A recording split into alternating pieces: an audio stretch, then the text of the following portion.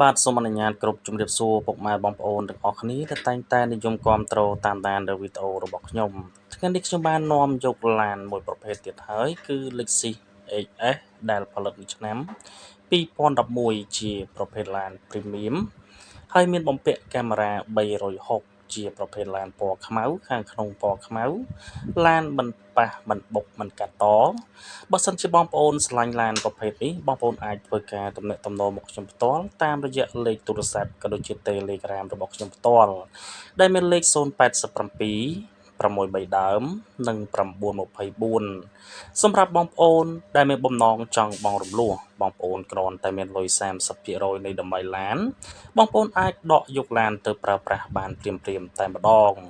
សម្រាប់ការសិក្សាគឺយើងមាន2លក្ខខណ្ឌសម្រាប់បងប្អូនជ្រើសរើសលក្ខខណ្ឌទី1បងប្អូនអាចសិក្សាបង់រំលោះជាមួយនឹងធនាគារចំពោះលក្ខខណ្ឌទី2បងប្អូនអាចសិក្សាបង់រំលោះជាមួយនឹងឃ្លាំងផ្ទាល់បានសម្រាប់បងប្អូនដែលឆ្លាញ់ឡានប្រភេទនេះឬមួយឡានប្រភេទផ្សេងទៀតខាងឃ្លាំងយើងខ្ញុំគឺមានឡានច្រើនប្រភេទច្រើនជម្រើស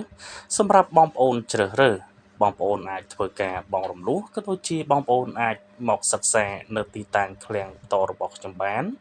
25រាជធានីខេត្តក្រុង